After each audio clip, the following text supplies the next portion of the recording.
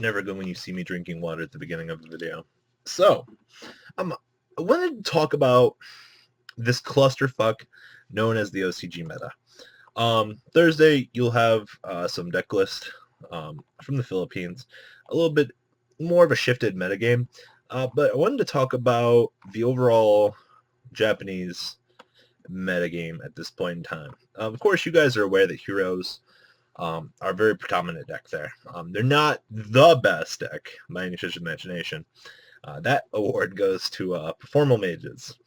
But looking at the way that the OCG is shifted up, Masked Heroes pretty much being one of the powerhouses of the metagame. Just the fact that Shadow Mist is so degenerate with Dark Law, the searchability, the fact that you have a very consistent deck engine, and then pretty much your whole deck is just revive and then blow out your opponent, the deck. And I know a lot of people seem to, want Stratos back in the TCG, but it's a double-edged sword. You have to remember that at the end of the day, Stratos fuels an entire deck by himself, and that's neither good nor bad. But the issue is, though, it's just that, like, one card makes an entire tier 1 deck, and looking at the way that the TCGs try to structure things, not so good for our meta. But in Japan, very good. Next up is this Performal Mage deck. Now, this is the deck that is really, I guess, going to be the toolbox of our era when we get everything here. It's basically just the Abuse Pendulum, the deck, toolbox, the deck. Once we get everything, though, for the deck, I'm definitely looking forward to this deck exploding in the TCG. Granted, they still have Necros as well, and so do we. But it'll be nice to see things change gear. Just having a nice toolbox deck is always good. And, of course, the OCG has Necros. Necros are always going to be there. No matter how many times you hit the deck, it just seems like the deck's kind of swings on out and is like, hey, I'm still here, fam. With the inclusion of Retaliating Sea coming out of the latest set, things are kind of starting to, go in the right direction. At least trying to stop the deck a little bit more freely, because everyone has a side deck option for it now, which is extremely nice. And then, of course, I know a lot of you guys already aware about Infernoids. The fact that Infernoids have just card destruction, reasoning, and Monster Gate in the same deck in Japan. The deck is just this degenerate powerhouse as well.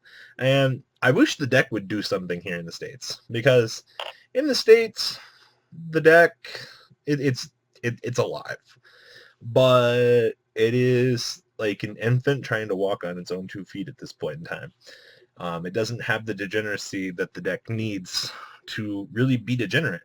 The deck's balanced in the States, and it's kind of sad to see that, because the deck is very good for what it is. It's just, it needs that final push to go off. But Infernoid's really just triple reasoning, triple Monster Gate, card destruction. Like, the deck is good. And then, of course, everyone knows about the Mermail Atlantean deck with some kind of splicing of artifacts. Artifact Scythe is absolutely, truly the nuts in a lot of the Japanese metagame.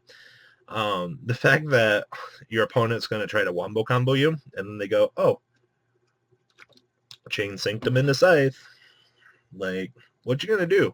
And then they'll OTK you with Net Abyss. Sorry, fam.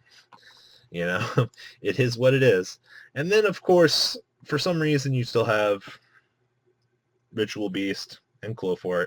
A little bit further down on the chain, though, you have all these other meta decks, though, and then Ritual Beast and Cleafort are just kind of there, which is much different from the States, because when you look at our player base, we're like, oh, hey, we have, that guy's playing Ritual Beast. The deck's good, but he's just extremely good. Like, bye, Felicia. Like, no one got no time for that.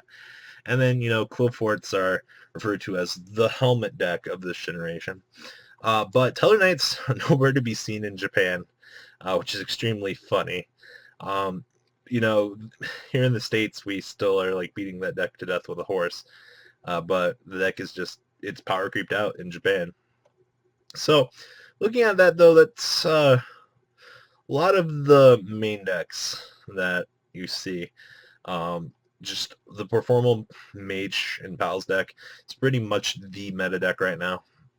Looking like Necros and Heroes coming in tied at second for the metagame. So definitely, I would say Performal Mage is, when we get it, probably going to be a powerhouse here in the States. Definitely something to consider coming into the future. So, guys, leave a comment down below. I hope you guys enjoyed this little talk about the OCG metagame, and I'm out. I hope you guys enjoyed this video. Please thumbs up this video to show your support, and please check out Vanguard for Cardfight Vanguard, M-Kohl Games for miscellaneous trading card games, and No Limit Gaming for a brand new series of Yu-Gi-Oh videos. Thanks for watching.